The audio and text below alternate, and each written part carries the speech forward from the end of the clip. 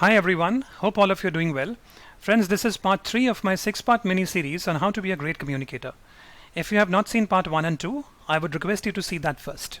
So let's get started with part 3 right away. Friends, in part 3, I'm going to cover effective pauses. Now friends, as you know, pausing in your communication, in your conversation or your speech is an important part of communication skills. Let's understand why. Always pause to give emphasis. Now if you pause at the wrong place, you're going to totally confuse your listener. On the other hand, if you pause at the right place, you're going to make your speech concise and to the point. Now pausing also puts focus on your points and create a confident rhythm or a tempo. So here I'm going to give you 3 strategies on how you should pause in your conversation or a speech. Strategy number 1, pause at the end of each sentence. Now why should you do that? You should do that because it helps listeners to keep pace with you and remember your message. Number 2, it makes you sound more confident and in control. Now, if you keep on rambling sentence after sentence without pausing, your audience will get the impression that you're not prepared, that you're underconfident, and that you don't know your subject at all. And hence, I feel the second point is very important. And point number 3, it gives you a natural stopping place to end your talking turn. Now, whenever you pause, you could also end your conversation or your speech there. So that's strategy number 1. Now, let's listen to this particular passage and how you should pause. We have a packed agenda today. We have to discuss our social media campaign, especially Instagram ads. We will look at overall growth over the past 6 months and our strategy going forward. We need to discuss attrition and how we can backfill quickly. And Jatin will walk us through the revised hiring numbers given the reduction in volumes by the client. So friends, if you see, I have paused at the end of each sentence. Now, once you pause at the end of each sentence, you can visualize the entire thing in bullet points. The entire passage can be broken down into bullet points like this. We have a packed agenda today. Pause. We have to discuss our social media campaign, especially Instagram ads. Pause. We will look at overall growth over the past 6 months and our strategy going forward. Pause.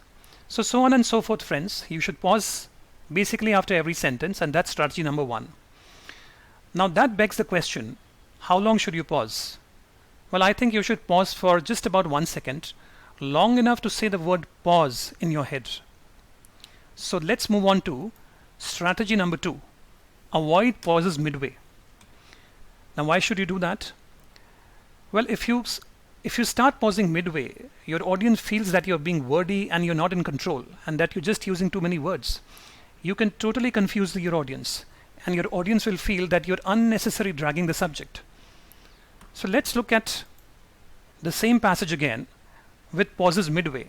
And how does it sound? We have a packed agenda today. We have to discuss our social media campaign, especially Instagram ads.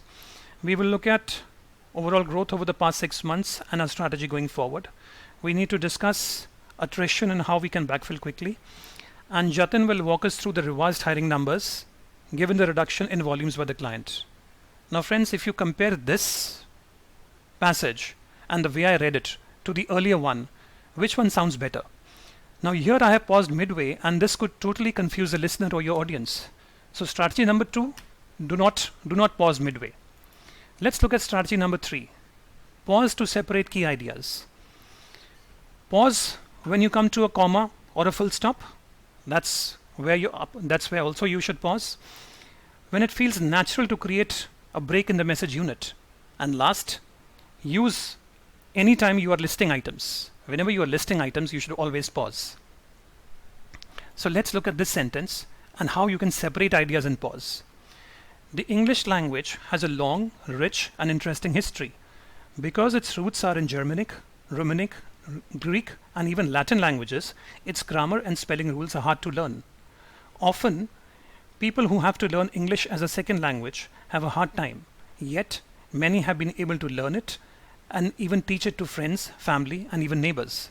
So friends, as you see, I am pausing after every sentence. I am also pausing after every comma and a full stop. So that's strategy number 3.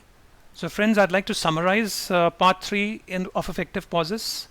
You should always pause at the end of each sentence. That's number 1. Number 2, avoid mid-thought pauses. You're going to totally confuse your listener if you do that. And point number 3 is pause to separate ideas in a list. So friends, I hope you found value in this particular video. Please like, share and comment, and I will be back soon with the video number 4. Thank you and have a nice day.